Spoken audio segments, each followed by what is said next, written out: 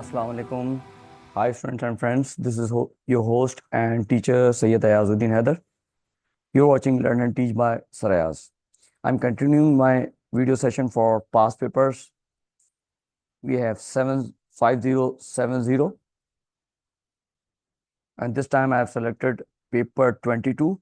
That's variant 22 of May-June 2024. It's paper 2 theory. It's of 1 hour 45 minutes. You have to answer all the question on the question paper. You are aware of other instructions I am not going to discuss. आप calculator use कर सकते हैं. दूसरा ये 80 marks का paper है और periodic table print हुआ हुआ है इस क्वेश्चन पेपर में. So let's start with the question number 1. Here's question number 1. Choose from the following substances to answer the questions. हमारे पास ये substances दिए हुए हैं और हमें इन questions के जवाब देने हैं. हमारे पास एनहाइड्रस कॉपर 2 सल्फेट है, कैल्शियम कार्बोनेट है, कार्बन मोनोऑक्साइड है, क्लोरीन है, एथेनोइक एसिड है, आयरन है, मेथेनोइक एसिड है, मेथनॉल है, निकल है, सिलिकॉन 4 ऑक्साइड है, वेनेडियम 5 ऑक्साइड है. Each substance can be used once, more than once or not at all. सिर्फ एक बार इस्तेमाल होगा, एक बार से ज्यादा होगा या फिर बिल्कुल ही यूज नहीं होगा. State which substance A is a catalyst in the contact process. This is something which you have to learn by heart. ये learning by heart वाली चीज है. वेनेडियम 5 ऑक्साइड इसका आंसर है, तो आप वेनेडियम 5 ऑक्साइड लिख देंगे.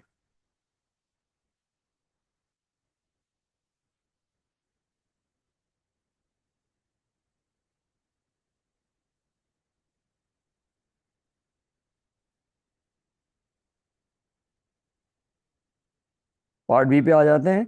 Is a reducing agent in the blast furnace. Blast furnace में जो रिड्यूसिंग एजेंट यूज होता है, ब्लास्ट फर्नेस ये प्रोसेस है एक्सट्रैक्शन ऑफ आयरन का from iron ore. Extraction of iron, और इसमें जो रिड्यूसिंग एजेंट यूज होता है वो कार्बन मोनोऑक्साइड यूज होता है. तो कार्बन मोनोऑक्साइड आप लिख लीजिए यहाँ पर स्ट्रेट अवे.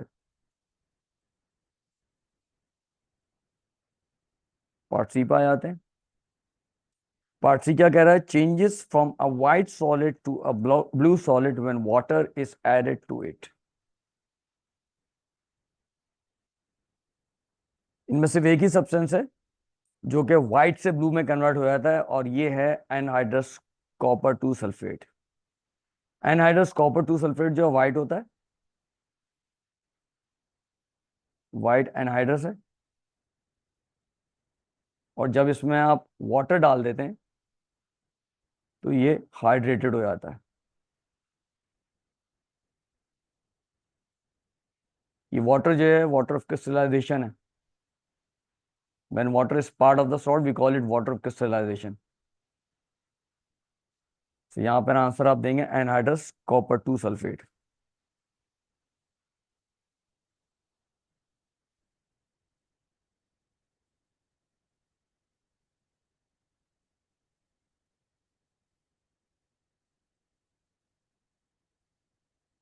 Part D.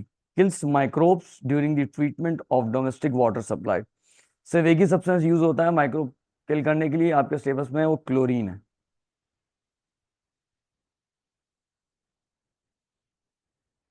ये डी का आंसर हो जाएगा chlorine.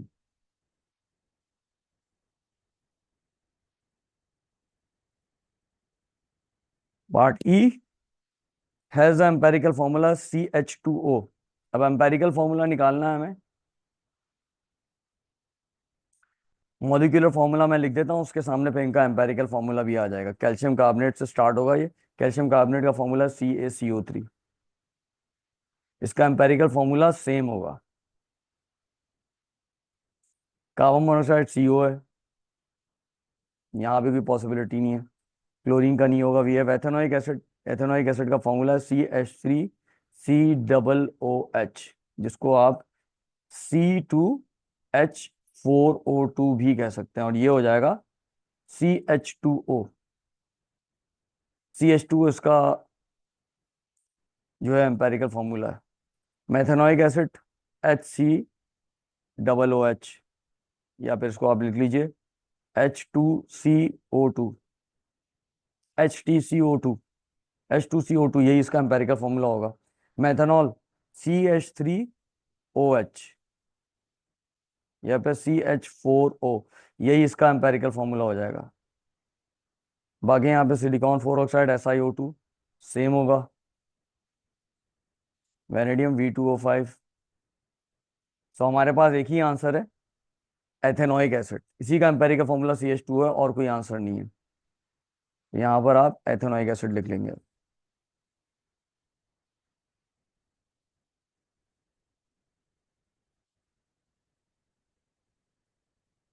Question number 2, aluminium carbide Al4C3 reacts with water to form methane CH4 and aluminium hydroxide.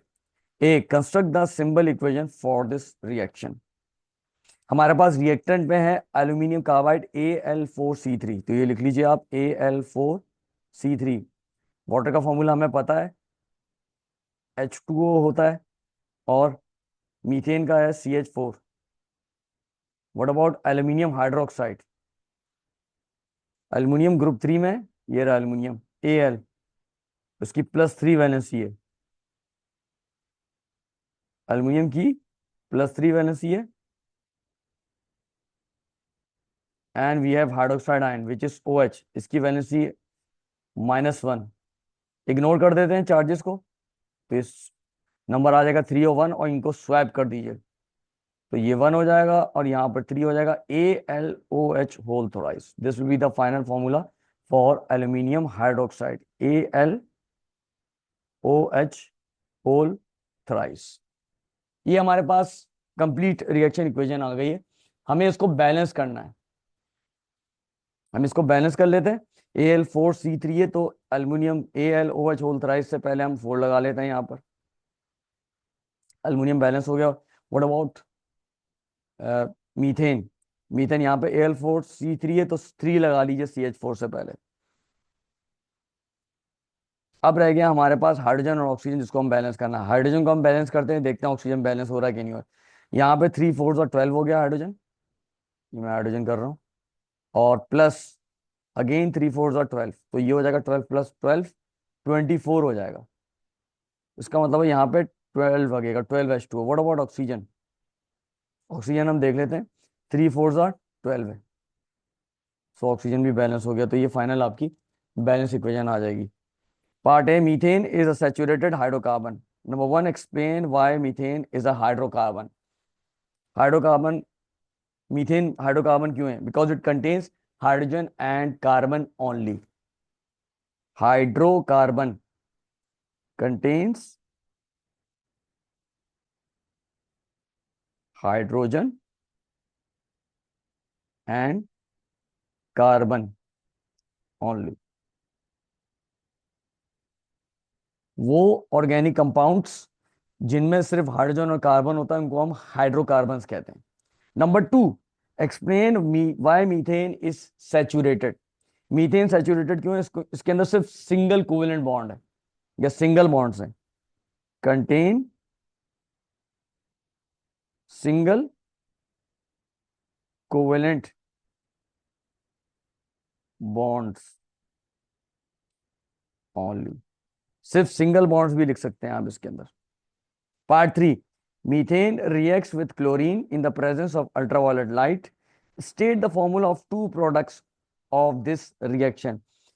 Methane का जो क्लोरीन के साथ रिएक्शन है in the presence of ultraviolet light, ये सब्स्टिट्यूशन रिएक्शन है, और इस रिएक्शन के अंदर सारे हाइड्रोजन रिप्लेस होते चले जाते हैं step by step. The reaction will continue until all the hydrogen of this methane is replaced by chlorine, और हर स्टेप में हमें HCl भी मिलता है। तो आप इनमें से कोई सी 2 लिख सकते हैं प्रोडक्ट, एनी 2 फ्रॉम। जैसे एक हाइड्रोजन रिप्लेस करेंगे तो ये मिलेगा CH3Cl, 2 रिप्लेस कर देंगे तो मिलेगा CH2Cl2। याद रखिएगा, हाइड्रोजन रिप्लेस हो रहा है, उसकी जगह मैं क्लोरीन ऐड करता जा रहा हूं। या फिर CHCl3, या फिर CCl4, और दूसरा HCl भी प्रोडक्ट है। इनमें से कोई सी दो लिख दीजिए आप, आपका आंसर सही हो जाएगा। Draw a dot and cross diagram to show the electronic configuration in a molecule of methane, show only the outer shell electrons. मैंने मॉलिक्यूलर फॉर्मूला ऊपर दे दिया था, आपको डॉट एंड क्रॉस डायग्राम बनानी। ये है मीथेन, तो की हम शो कर लेते हैं राइट हैंड साइड पे। कार्बन है, हाइड्रोजन है, आपकी मर्जी है, इसको आप डॉट से शो करना है, डॉट से शो करना है। मैं कार्बन को डॉट से शो कर रहा हूँ। मैं एक काम करता हूँ आपकी कन्वीनियंस के लिए, कलर चेंज कर लेता हूँ हाइड्रोजन का, तो आपको और आसानी हो जाएगी। हाइड्रोजन को हम क्रॉस ले लेते हैं, सर्कल हम बना लेते हैं ब्लैक से। ये है हमारे पास कार्बन है, हाइड्रोजन 1 2 3 4। नाउ प्लेस करेंगे सारे एलिमेंट्स। कार्बन, ये रहा कार्बन, इसके इलेक्ट्रॉन शो कर देते हैं 1 2 3 4। अब हाइड्रोजन हम करते हैं, ये रहा hydrogen, hydrogen 1, hydrogen 2, hydrogen 3, hydrogen 4। हर हाइड्रोजन के हम इलेक्ट्रॉन शो कर रहे हैं। हाइड्रोजन के पास सिर्फ और सिर्फ एक इलेक्ट्रॉन है। It will share its one electron with one electron of carbon atom. यहाँ पे 1 आ गया, यहाँ पे दूसरे हाइड्रोजन को आ गया, तीसरे hydrogen, fourth hydrogen. In this way you will have the dot and cross diagram for methane. Moving to next question, which is part C. The equation for the complete combustion of methane is shown. ये complete combustion reaction है, CH4 plus 2O2 gives 2CO2 plus 2H2O. This reaction is exothermic. Reaction जो है exothermic, exothermic का मतलब है delta H क्या होगा, minus हो जाएगा। Number 1, explain using ideas about bond breaking and bond making why this reaction is exothermic. ये 2 मार्क्स का सवाल है। ये बड़ा टिपिकल सा क्वेश्चन है, हर साल आता है। इसमें सबसे पहले आपने बॉन्ड ब्रेकिंग और बॉन्ड मेकिंग की बात करनी है। याद रखिएगा, बॉन्ड ब्रेकिंग जो है एंडोथर्मिक प्रोसेस है, या फिर आप लिख सकते हैं bond breaking absorbs energy, energy is absorbed to break bonds. लिखेंगे आप बॉन्ड ब्रेकिंग इज एंडोथर्मिक और energy absorbed to break bonds.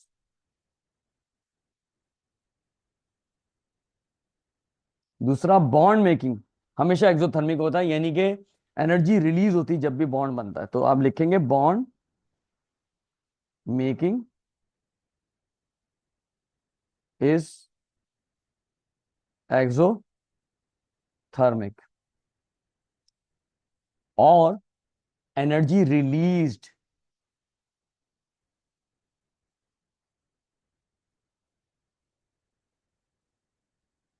To make bond. यहां पर बात खत्म नहीं होगी। ये कह रहा है explain using ideas about bond breaking and bond making why this reaction is exothermic. यहां पर आपको सिर्फ एक पॉइंट मिलेगा इन दोनों स्टेटमेंट पे। तीसरा स्टेटमेंट आपको बताना है ये एक्सोथर्मिक क्यों है। More energy released than absorbed, ये आखिरी स्टेटमेंट होगा। ये स्टेटमेंट 1 है, 2 है, और ये तीसरा स्टेटमेंट आ रहा है। मोर एनर्जी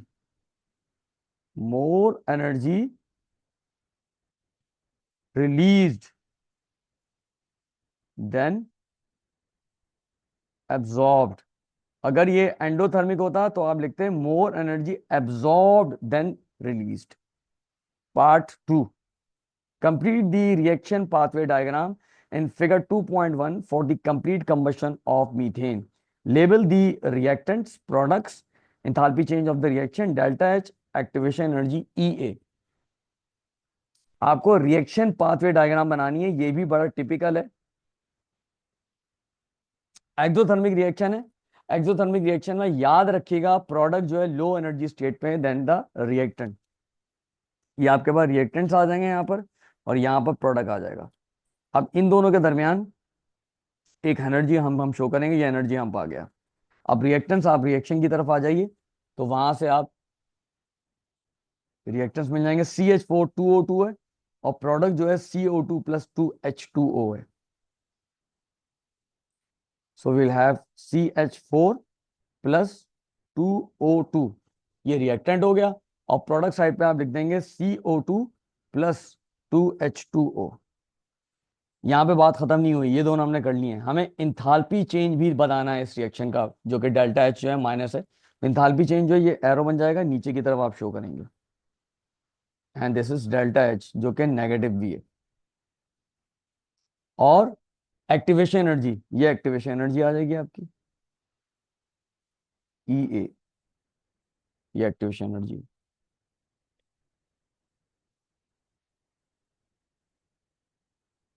ये इसका कंप्लीट आंसर हो जाएगा।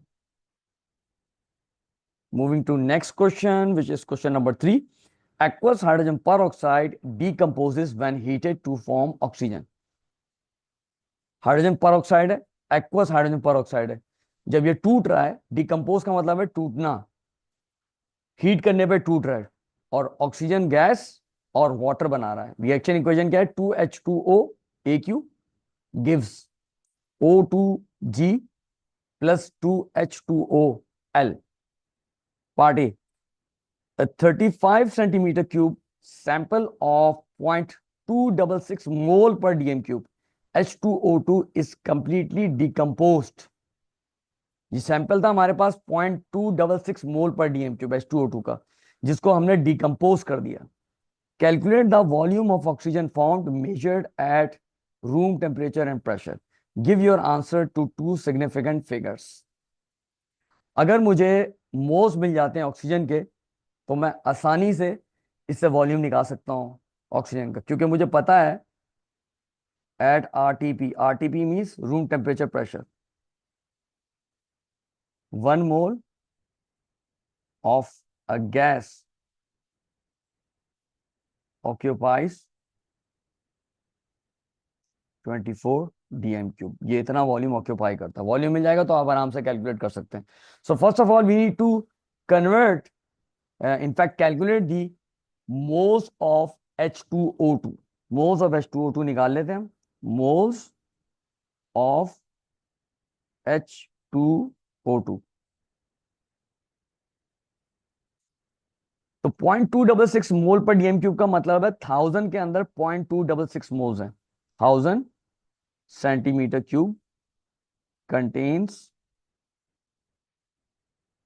0.266 moles of H2O2, therefore 35 centimeter cube contains X moles। इसको क्रॉस कर दीजिए और ये बन जाएगा X is equal to 0.266 multiply by 35 divided by 1000। इसको सॉल्व करते हैं। 0.266 multiply by 35 divided by 1000. So we will get 0.00931. 0.00931 moles. ये H2O2 के मोल्स आए। अब मुझे निकालने हैं मोल्स ऑफ ऑक्सीजन। अगर आप रिएक्शन में रिलेशन देखें 2:1 का है रेशियो जो है, तो H2O2 के 2 moles give 1 mole of oxygen, therefore 0.00931 moles give X mole of O2। इसको क्रॉस कर देते हैं, ये हो जाएगा X is equal to 0.00931 divided by 2, यानी कि हाफ हो जाएगा 0.00931 का, और ये आंसर आएगा 0.004655 मोल। 0.04655 मोल्स आ जाएंगे। ये ऑक्सीजन के मोल्स आ गए। जैसे कि मैंने बताया RTP 1 mole of A gas occupies 24 DM cube. तो आपने कुछ नहीं करना है, मोल्स को मल्टीप्लाई कर देना है 24 से in order to get the answer in dm cube. Dm cube में हमें आंसर चाहिए, so we need to multiply it by 24। Sir answer लिख लेते हैं। 0.004655 multiply by 24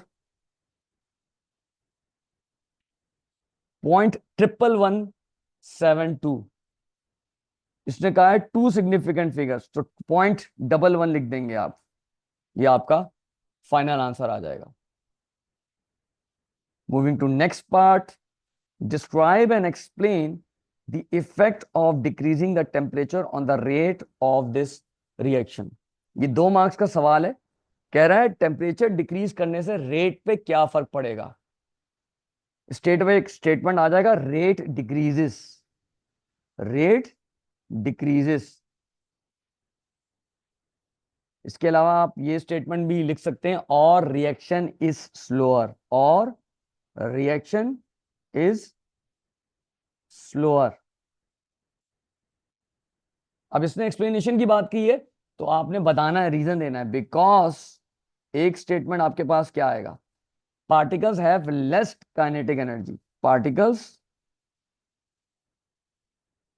have less kinetic energy. यहां पर बात खत्म नहीं होगी, एक स्टेटमेंट आप और देंगे, वो है less successful collisions, less success, यहां पे लेस सक्सेसफुल हो जाएगी कोलिजन, क्योंकि टेम्परेचर डिक्रीज हो गया ना, तो कोलिजन जो है लेस सक्सेसफुल होगी।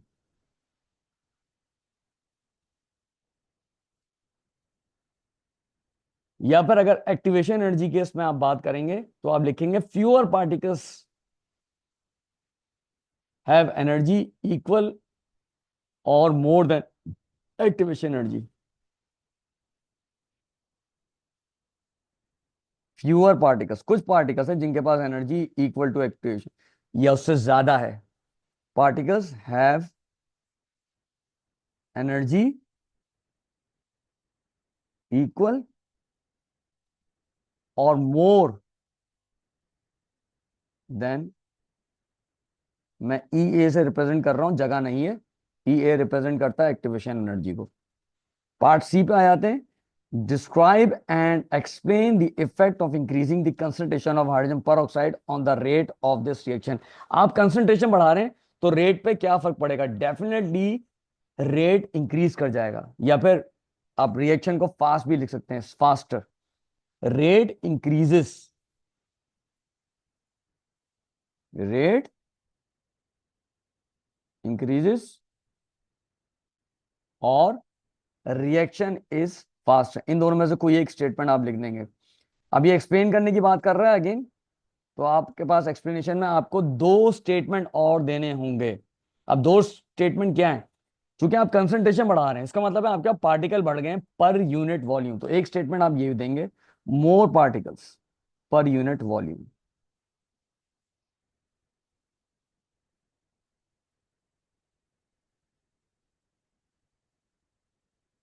पर यूनिट वॉल्यूम में आपके पास पार्टिकल बढ़ गए हैं, ठीक है। इसका मतलब क्या होगा, कोलिजन्स ज्यादा होगी या ग्रेटर कोलिजन फ्रीक्वेंसी होगी, मोर कोलिजन्स पर second.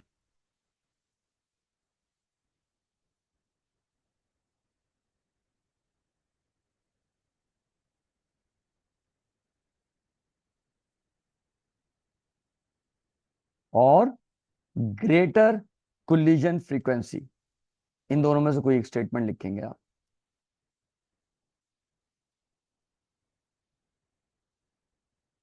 Part D, a sample of aqueous hydrogen peroxide has a pH of 5.5। aqueous hydrogen peroxide का सैंपल, इसकी pH 5.5 है। Number 1, state which ion is responsible for this pH value. ये pH value indicate कर रही है कि ये acidic है, और इसका मतलब ये, इसमें डेफिनेटली H पॉजिटिव आयन ज्यादा है, और यही आयन रिस्पॉन्सिबल है फॉर दिस pH वैल्यू, तो आप H पॉजिटिव आयन लिख देंगे या H पॉजिटिव लिख देंगे। Number 2, a pH meter is used to measure the pH of an aqueous solution।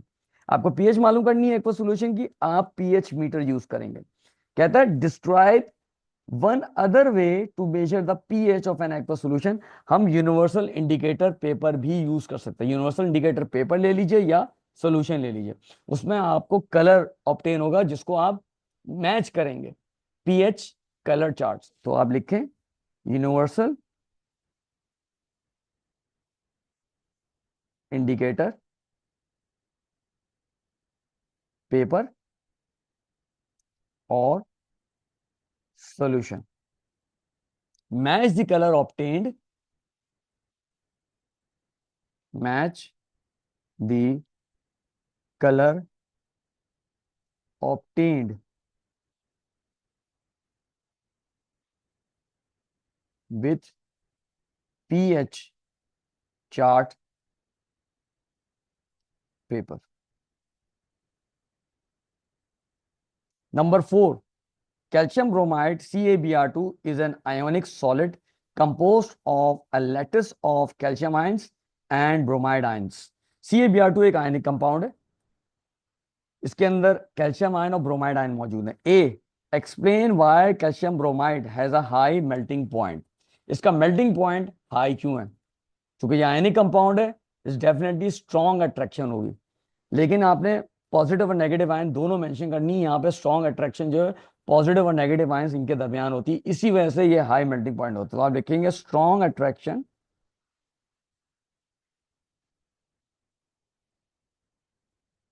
Between, आप पूरा लिखेंगे, मैं टाइम सेव करने के लिए इस तरह लिख रहा हूं, between positive and negative ions. आप पॉजिटिव और नेगेटिव आयन पूरा लिखेंगे, don't write in this way. B, describe how calcium atoms and bromine molecules react to form calcium ions and bromide ions.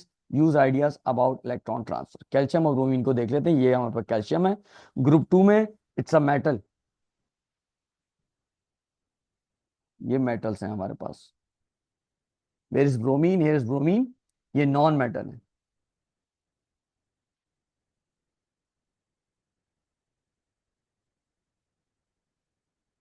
यहां पे हमारे पास स्टेयर केस लाइन है जो divide करती है मेटल और नॉन मेटल को। ये स्टेयर केस लाइन है, स्टेयर केस लाइन के नीचे वाले सारे मेटल हैं और ऊपर जो है वो नॉन मेटल्स। सो मेटल की टेंडेंसी होती है इलेक्ट्रॉन लूज करने की और नॉन मेटल की टेंडेंसी होती है इलेक्ट्रॉन गेन करने की। तो स्ट्रेट अवे हम इलेक्ट्रॉन लॉस और गेन की बात करेंगे। Calcium atom loses electron, calcium atom loses electron या इलेक्ट्रॉन्स। इनफैक्ट ये ग्रुप 2 में है, 2 इलेक्ट्रॉन लूज करेगा। जबकि ब्रोमीन मॉलिक्यूल है, ब्रोमीन मॉलिक्यूल की बात हो रही है, ब्रोमीन मॉलिक्यूल का मतलब है Br2। तो एक Br जो है ग्रुप 7 में है, इसको एक इलेक्ट्रॉन चाहिए होता है, तो 2 ब्रोमीन जो है 2 इलेक्ट्रॉन गेन करेंगे। तो हम लिखेंगे bromine molecule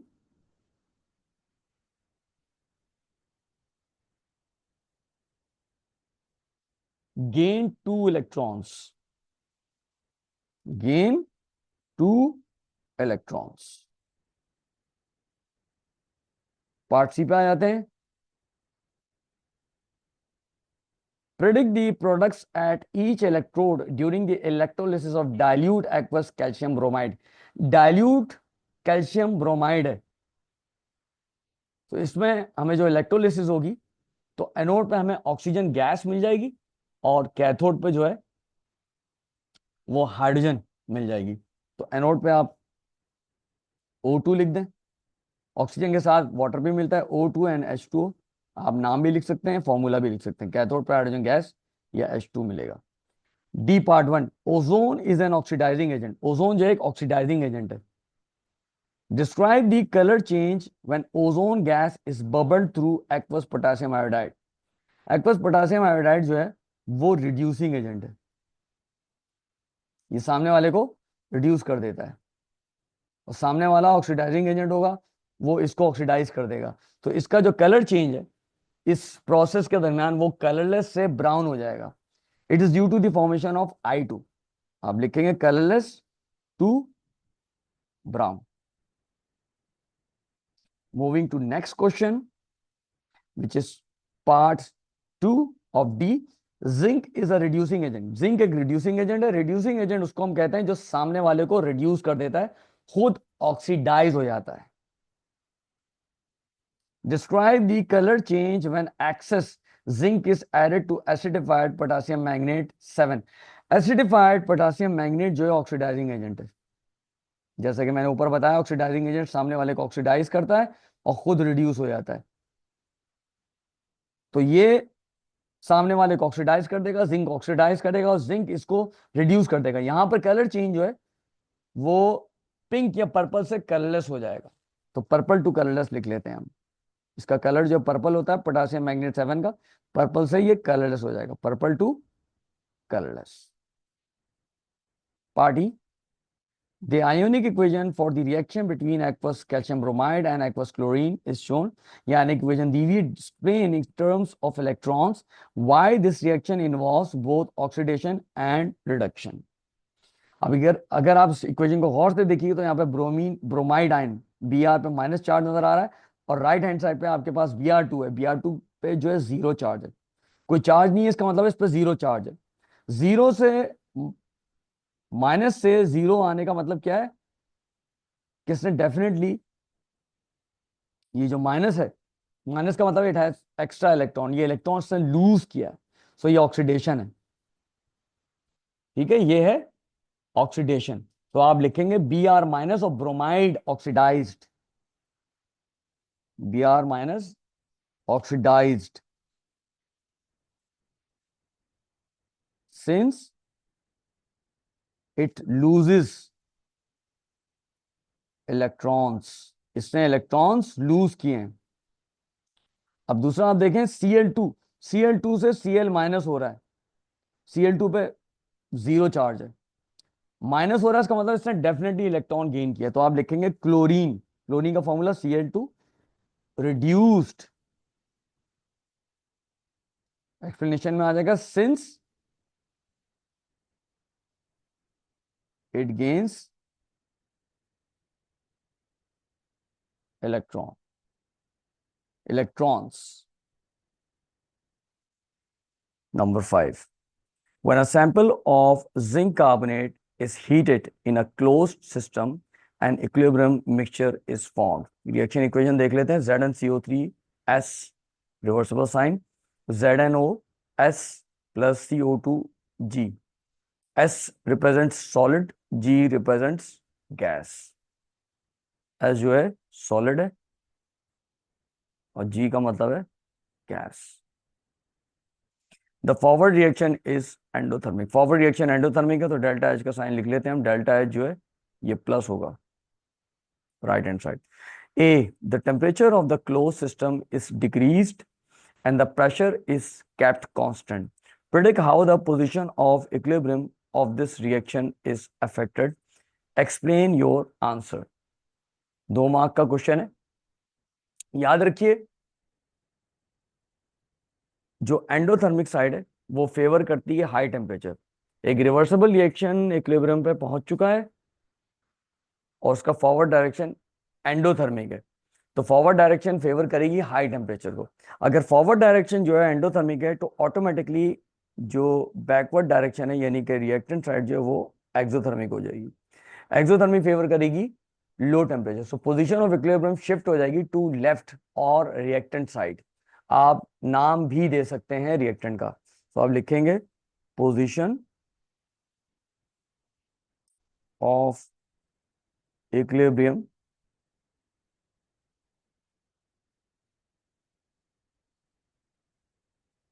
moves to left hand side या फिर रिएक्टेंट साइड।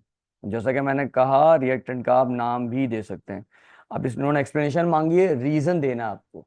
अब रीजन में आप बता सकते हैं कि फॉरवर्ड रिएक्शन एंडोथर्मिक है या बैकवर्ड रिएक्शन जो है एक्सोथर्मिक है।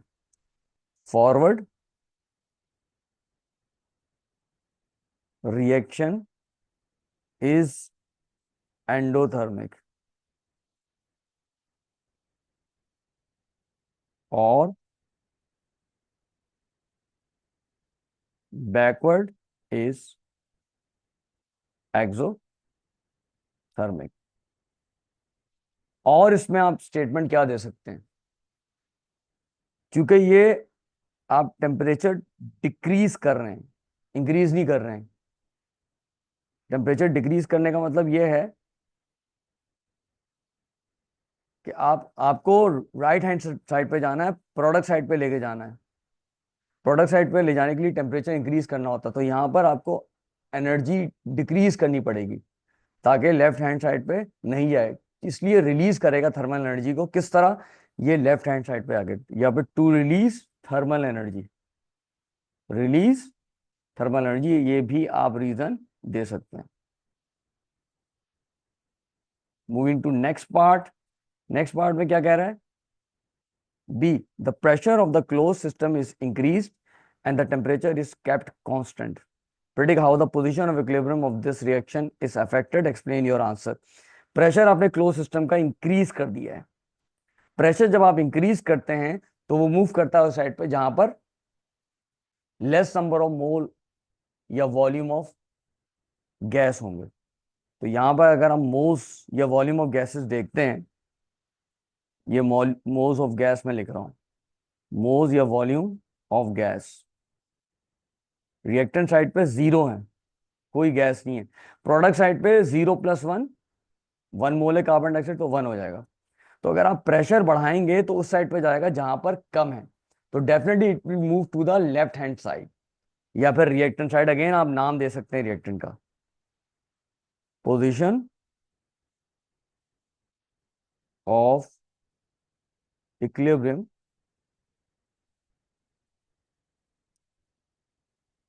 मूव्स टू रिएक्टेंट और लेफ्ट हैंड साइड। अब रीजन क्या देंगे आप, रीजन में आप कंपेयर कर लें या रेफर कर दें moles of gases, volume of gases reactant side पे या प्रोडक्ट साइड पे। रेफर मोल्स, वॉल्यूम्स या फिर molecule of gases on either side of the reaction. जैसे रिएक्टेंट साइड पे फ्यूअर मोल्स है, प्रोडक्ट साइड पे ज्यादा है, सो आप लिख सकते हैं फ्यूअर मोल्स या volume of gases on reactant side और वाइस वर्सा। इसका दूसरा स्टेटमेंट हो जाएगा प्रोडक्ट साइड पे ज्यादा। इनमें से कोई भी आप स्टेटमेंट दे सकते हैं। Part C, calculate the maximum mass of zinc oxide that can be made from 4.23 gram of zinc carbonate. इसके लिए मैं रिएक्शन इक्वेशन यहां पर दे देता हूं ताकि हमें आसानी हो जाए इसको सॉल्व करने में। ZnCO3 gives ZnO plus CO2, ZnCO3 gives ZnO plus CO2। Question में कह रहा है मास निकाल लीजिए जिंक ऑक्साइड का जो आप बना सकते हैं from 4.23 gram of zinc carbonate. इसके लिए हमें एमआर चाहिए होगा जिंक कार्बोनेट का और जिंक ऑक्साइड का, एमआर चाहिए होगा दोनों का, उसको हम एक्सप्रेस कर देंगे ग्राम में। क्वेश्चन इजी है, कोई मुश्किल नहीं है। एमआर जिंक कार्बोनेट, तो इसके लिए मुझे जिंक का एआर चाहिए होगा, कार्बन का चाहिए होगा, ऑक्सीजन का चाहिए होगा। जिंक कहाँ है, ये रहा जिंक 65 है इसका, कार्बन ये रहा इसका 12 है, ऑक्सीजन ये रहा 16 है। ये हो जाएगा 1 मल्टीप्लाई बाय 65, 65 होगा, प्लस 1 मल्टीप्लाई बाय 12, 12 हो जाएगा, प्लस 3 मल्टीप्लाई बाय 16, 48 हो जाएगा। इसको ऐड कर लेते हैं, 65 प्लस 12 प्लस 48, 125,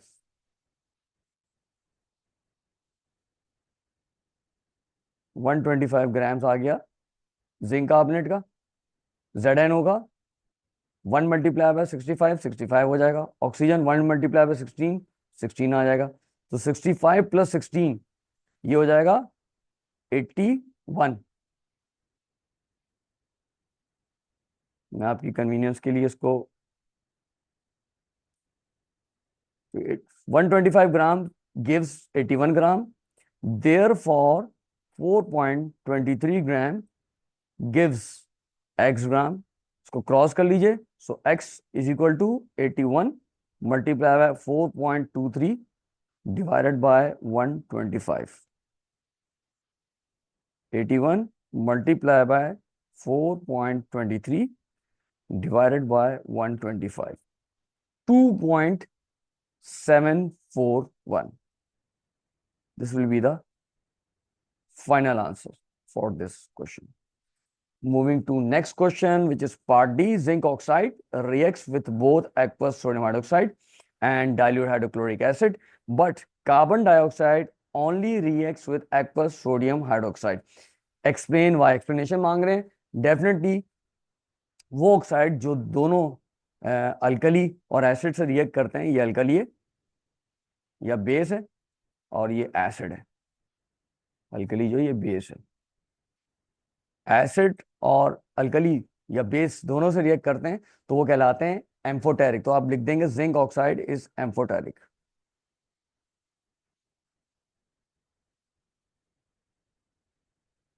जबकि कार्बन डाइऑक्साइड रिएक्ट कर रहा है विद एक्वस सोडियम हाइड्रोक्साइड, सिर्फ अल्कली से। कार्बन डाइऑक्साइड, कार्बन एक नॉन मेटल है, carbon dioxide must be acidic, so आप लिखेंगे carbon dioxide is acidic.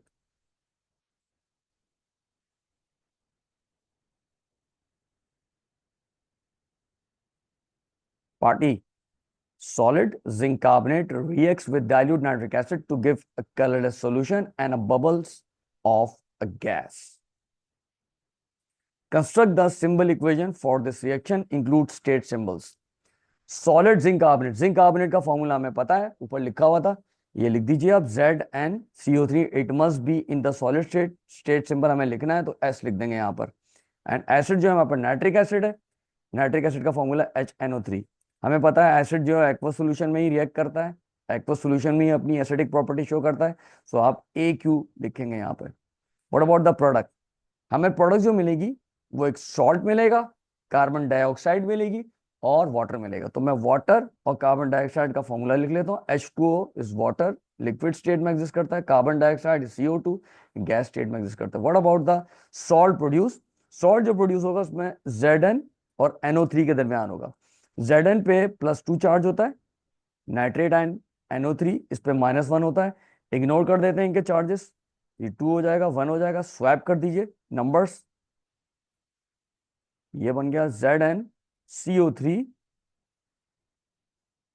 I am sorry, ZnNO3 whole twice. तो ये एक्वस होगा, आयनिक कंपाउंड है, यहां पे एक्वस आ जाएगा। Moving to next part, moving to next question, which is question number 6.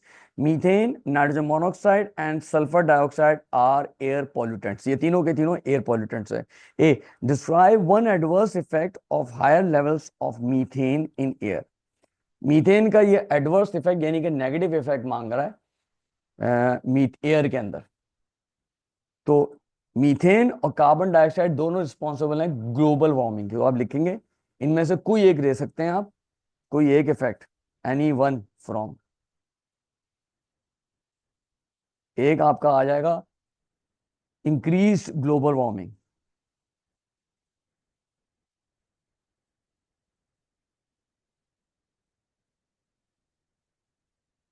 और क्या लिख सकते हैं आप?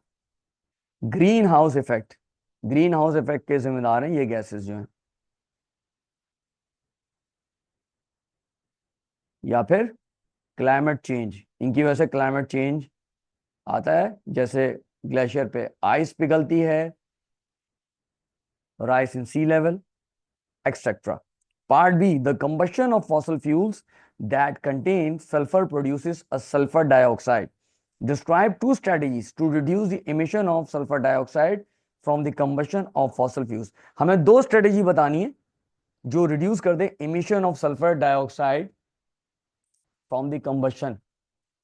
एक काम तो हम ये कर सकते हैं, फॉसल फ्यूल्स के अंदर ये मौजूद है, हम यूज नहीं करें, do not use fossil fuels, या फिर कम इस्तेमाल करें। एनी टू फ्रॉम, इनमें से क्या क्या लिख सकते हैं आप? एनी टू फ्रॉम, एक पॉइंट ये हो सकता है, do not use fossil fuels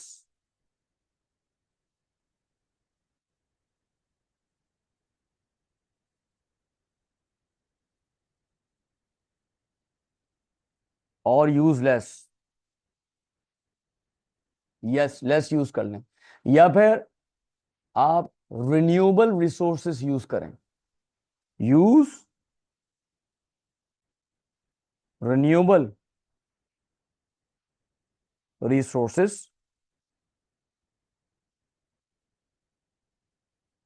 जैसे कि सोलर है,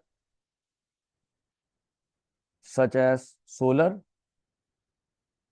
विंड, बायोमास एनर्जी,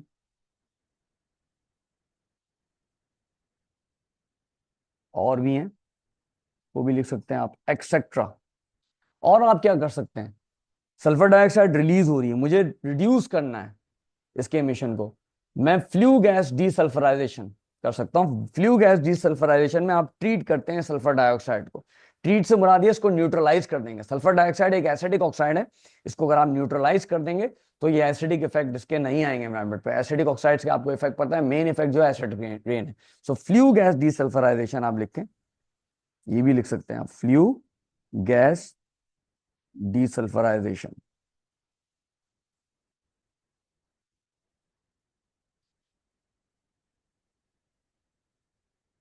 आप मेंशन कर लें, रिएक्टिंग SO2 विथ Ca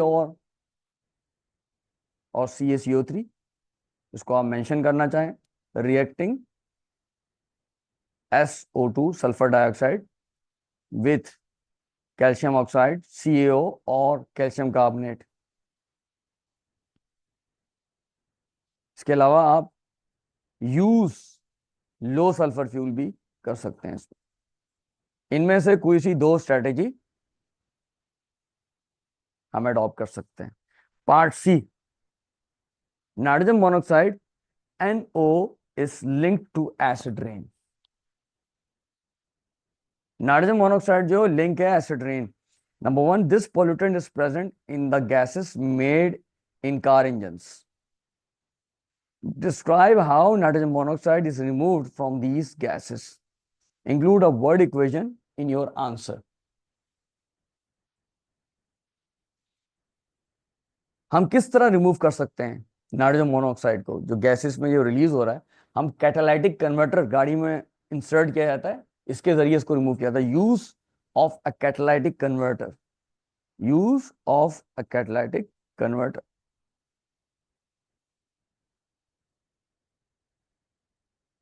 और इसमें रिएक्शन क्या होता है, इसमें रिएक्शन होता है नाइट्रोजन मोनोऑक्साइड का कार्बन मोनोऑक्साइड से। Nitrogen monoxide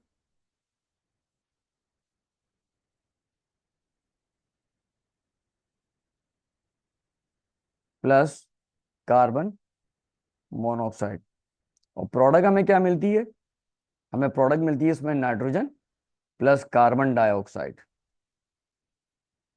nitrogen plus carbon dioxide, ये इसका कंप्लीट आंसर होगा।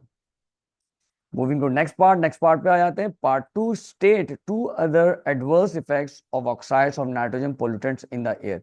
दो एडवर्स इफेक्ट्स बताने हैं आपको नाइट्रोजन मोनोऑक्साइड के। नाइट्रोजन मोनोऑक्साइड जो है, ऑक्साइड्स ऑफ नाइट्रोजन कह रहा है, सॉरी, ऑक्साइड्स ऑफ नाइट्रोजन बिल्कुल सल्फर डाइऑक्साइड की तरह है, तो ये भी रिस्पॉन्सिबल है एसिड रेन की, तो आप एसिड रेन लिख सकते हैं। एनी टू फ्रॉम, इसके अंदर एक तो हो जाएगा, आप एसिड रेन लिख दें आप, या फिर डिफॉरेस्टेशन। डिफॉरेस्टेशन का मतलब ये प्लांट्स को ये तबाह कर देगा, किल कर देगा। इसके अलावा फोटोकेमिकल स्मॉग का भी रिस्पॉन्सिबल है, when it mixes with the dust particle in the air, it is responsible for photochemical smog, specially during day time. जब लाइट इस पर पड़ेगी, फोटोकेमिकल लाइट कैटलाइज्ड है, फोटोकेमिकल स्मॉग बनती है। और फिर दूसरा ये रिस्पायरेटरी प्रॉब्लम भी ये कॉज करता है।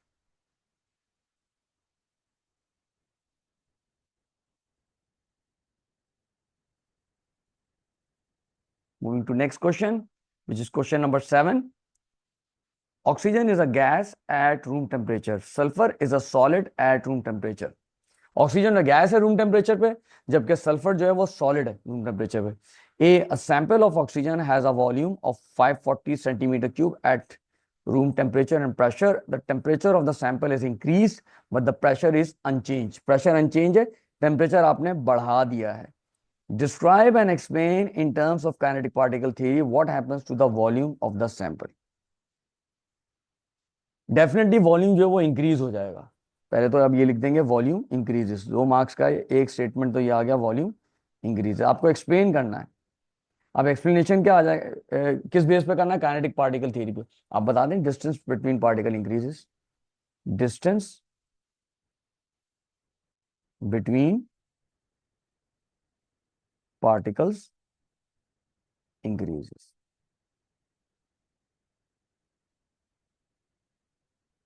Moving to next part, sulfur is a gas above 445 degrees centigrade. Describe the changes in particle separation, arrangement and motion when a sample of sulfur gas is cooled down to room temperature.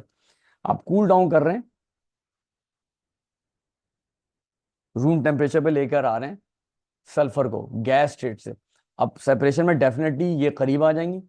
Separation में क्या होगा, gas में particle दूर होते हैं, यहाँ पे करीब आ जाएंगे, तो मूव क्लोजर टुगेदर लिख दें आप, मूव क्लोजर टुगेदर। अब अरेंजमेंट में क्या होगा, ये ऑर्गेनाइज हो जाएंगे, ऑर्डर में आ जाएंगे। तो पहले ये रैंडम में थे, गैस में रैंडम में होते हैं, random to an ordered, order order में हो जाएगी अब इनकी arrangement. What about the motion, motion पे क्या फर्क पड़ेगा, मोशन में मूव कर रहे थे वन प्लेस टू अनदर, उससे आ जाएंगे vibration, vibrating about fix position, moving from one place to another, moving from one place to another. अब इससे आ रहे हैं किस स्टेट में, अब ये आ जाएंगे वाइब्रेटिंग, वाइब्रेट करेंगे, just vibrate. Moving to next part which is C, describe diffusion in terms of kinetic particle theory.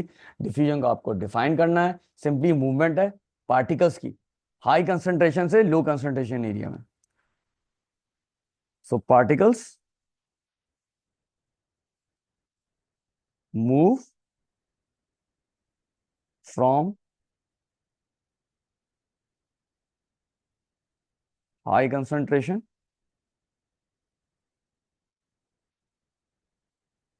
To low concentration.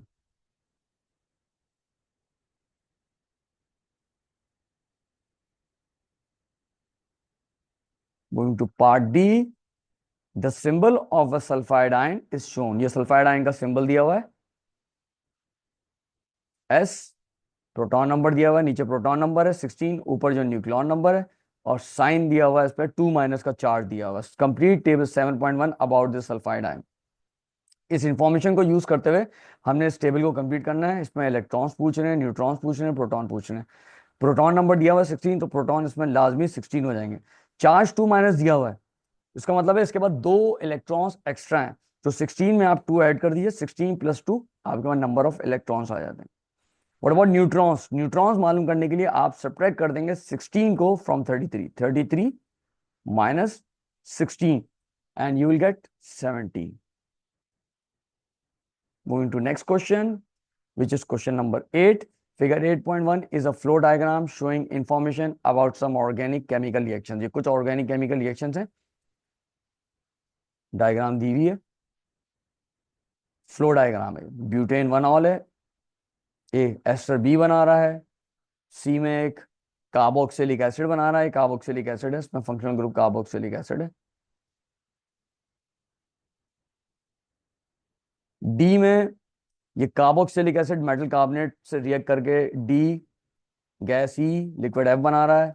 ये सी में C carboxylic acid sodium hydroxide से रिएक्ट करके डी एंड लिक्विड एफ बना रहा है। C carboxylic acid reacting with alcohol, ये alcohol है, और एसिड कैटलिस्ट की प्रेजेंस में एस्टर जी बना रहा है। A, draw the displayed formula of compound A. Compound A का मुझे डिस्प्लेड फॉर्मूला बनाना है। कंपाउंड ए क्या है? ये है butane one all.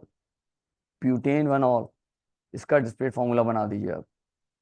Butane one ol का फॉर्मूला होगा, अल्कोहल का जनरल फॉर्मूला अगर आपको याद है तो ये होगा C4H9OH। ब्यूटेन वन ऑल का मतलब है कार्बन नंबर 1 पे OH ग्रुप लगेगा। तो पहले तो हम कार्बन शो कर लेते हैं, 1 2 3 4। अब मैं वैलेंसी सेटिस्फाई कर रहा हूँ। नाउ ब्यूटेन वन ऑल का मतलब है आप राइट वाले कार्बन, ये लेफ्ट वाला कार्बन स्टार्टिंग वाला जो है, उस पे आप OH मेंशन कर दें। आप O बॉन्ड H इस तरह शो कर दें। अब कार्बन पे हाइड्रोजन आप शो कर, ये इसका डिस्प्ले फॉर्मूला हो जाएगा। Number B, state the name of ester B. Ester B का आपको नाम बताना है। ये ब्यूटेन वन ऑल का रिएक्शन है एथेनोइक एसिड के साथ।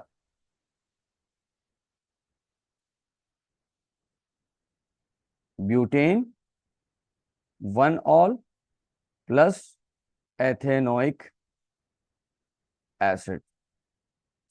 एस्टरिफिकेशन में आपका अल्काइल ग्रुप आता है अल्कोहल से, so we must be getting butyl hair.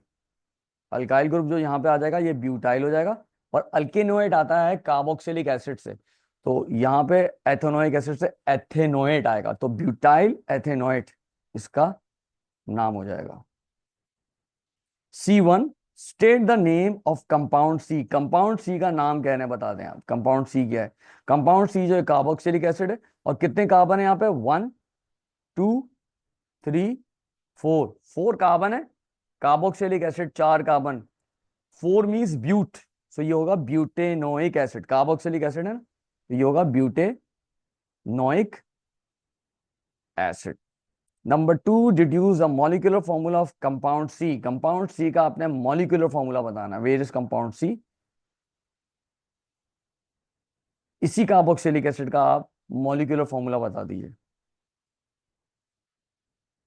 तो ब्यूटेनोइक एसिड का मॉलिक्यूलर फॉर्मूला क्या होगा? कितने कार्बन है? We have 4 carbon, C4, 1 2 3 4। Hydrogen कितने हैं? 1 2 3 4 5 6 7 8, H8। ऑक्सीजन कितने हैं? 1 2, O2, C4H8O2। C4H8O2, ये इसका मॉलिक्यूलर फॉर्मूला हो जाएगा। Moving to next part, part D, state the name and functional formula, sorry name and formula of compound D. Compound D का नाम और फॉर्मूला बता दीजिए।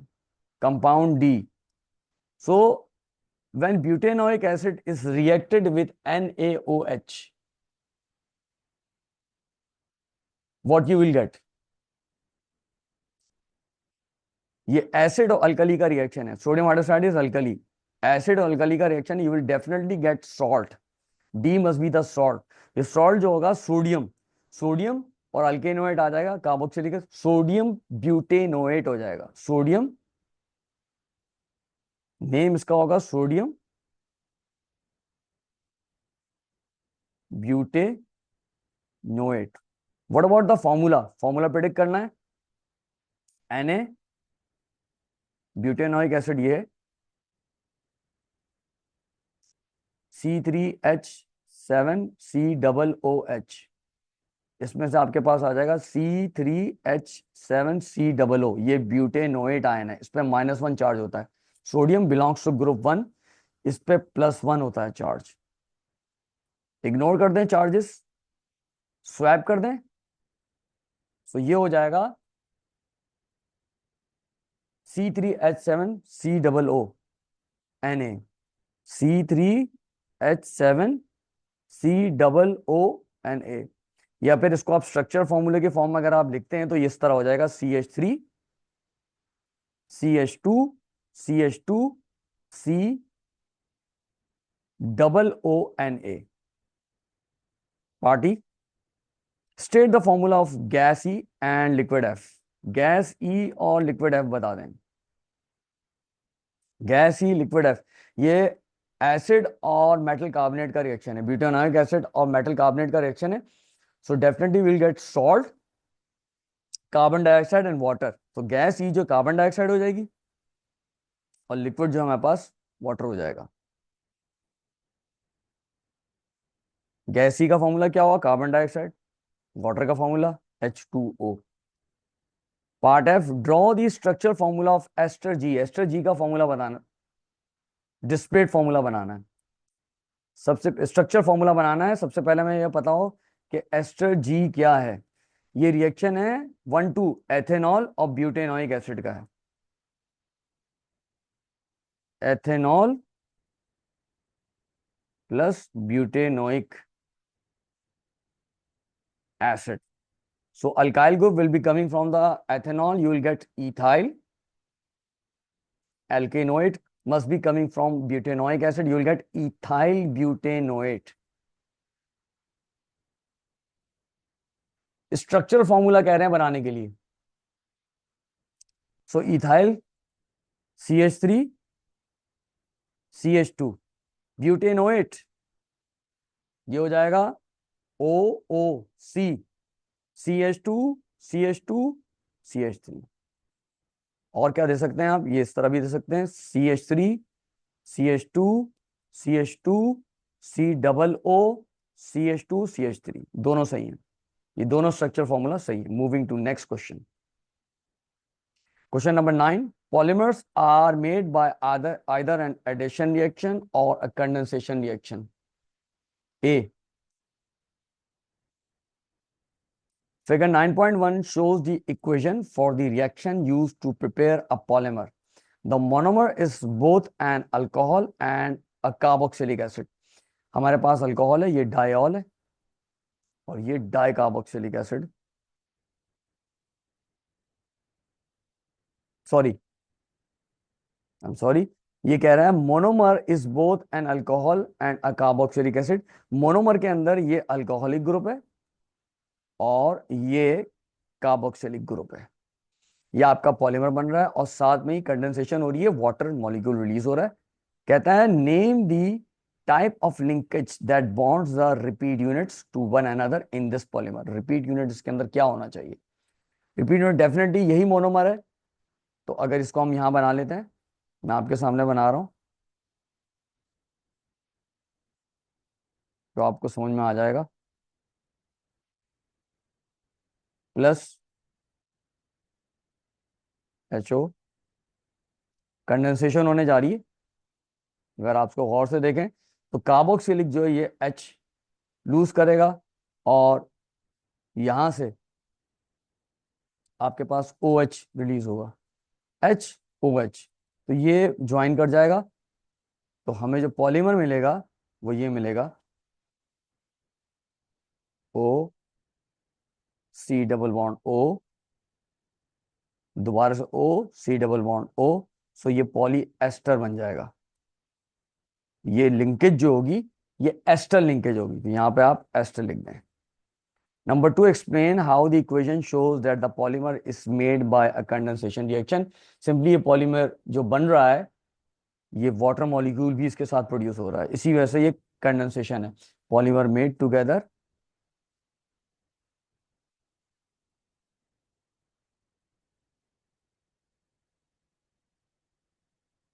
विथ वाटर मॉलिक्यूल, ये आप साथ मेंशन कर देंगे, वाटर मॉलिक्यूल के साथ बन रहा है, ये प्रूफ कर रहा है कि ये कंडेंसेशन रिएक्शन है।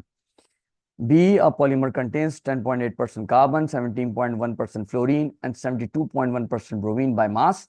Calculate the empirical formula of this polymer. Steps हम फॉलो करते हैं। कार्बन है हमारे पास, फ्लोरीन है और पे ब्रोमीन है। कार्बन हमारे पास है 10.8%, फ्लोरीन हमारे पास है 17.1%, ब्रोमीन है हमारे पास 72.1%। We need AR of this. Carbon 12 है, फ्लोरीन 19 है, ब्रोमीन 80 है। तो यहाँ पे 12 आ गया, यहाँ पे 19 आ गया और यहाँ पर 80 आ जाएगा। ये इनके AR मैंने लिख दिए, हम डिवाइड करेंगे इसको। 10.8 divided by 12, we'll get 0.9. What about fluorine? 17.1 divided by 19, 0.9, again 0.9 मिल गया. ब्रोमीन में देखते हैं क्या मिलता है हमें. 72.1 डिवाइडेड बाय 80, 0.9. तो सेम है 0.9, सब में 0.9 है. सो उसको डिवाइड कर दीजिए तो 1:1 का रेशियो आ जाएगा. तो फाइनल फॉर्मूला क्या हो? CFBr straight away. Moving to next part, some plastics are made from polymers that are hydrocarbons. There are many environmental challenges caused by plastics. One, explain why there is an accumulation of plastic in the ocean. Use ideas about the properties of plastics. की कौन सी property है जिसकी वजह से ये accumulate हो जाता है? ये अनरिएक्टिव है या डिसॉल्व नहीं होते वाटर के अंदर. यही रीजन है. They are unreactive or do not dissolve in water. Number 2, explain why the disposal of plastics causes an environmental challenge. इसका डिस्पोजल जो है वो environmental challenge क्यों है हमारे लिए? इनमें से कोई भी 2 पॉइंट आप लिख सकते हैं. अब इनके डिस्पोजल में क्या होता है? इनके डिस्पोजल में ये है कि ये कंबशन में प्रोड्यूस करते हैं कार्बन मोनोऑक्साइड या कार्बन डाइऑक्साइड, या फिर आप लिख दीजिए बर्निंग में प्रोड्यूस कर रहे हैं टॉक्सिक और पॉइजनस गैस, या ग्रीन हाउस गैस भी लिख सकते हैं. Carbon dioxide is a green house gas. ठीक है. और वो ग्रीन हाउस गैस जो ग्रीन हाउस इफेक्ट की जिम्मेदार है, ग्लोबल वार्मिंग की जिम्मेदार है, क्लाइमेट चेंज की जिम्मेदार है. ये डिस्पोजल में यूज करते हैं लैंड, या फिर इनके लैंड फिल्स के लिए ज्यादा जगह चाहिए थी. सो आप लिखें डिस्पोजल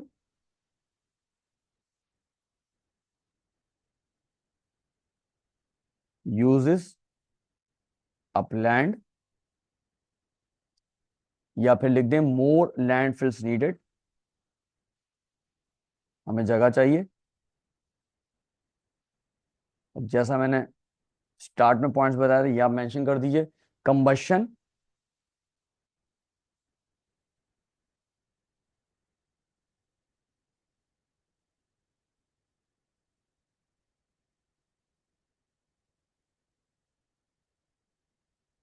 प्रोड्यूसेस CO और CO2 और टॉक्सिक पॉइजनस गैस और पॉइजनस गैस. आप मेंशन कर दीजिए ग्रीन हाउस गैस और ग्रीन हाउस गैस.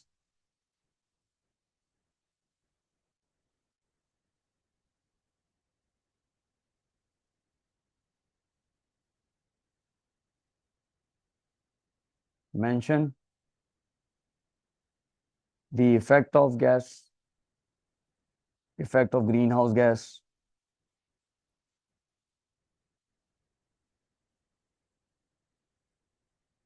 इनमें से कुछ आप 2 पॉइंट मेंशन कर सकते हैं. Thanks for watching. Press like and share my videos. For more videos, subscribe to my channel and press the bell icon.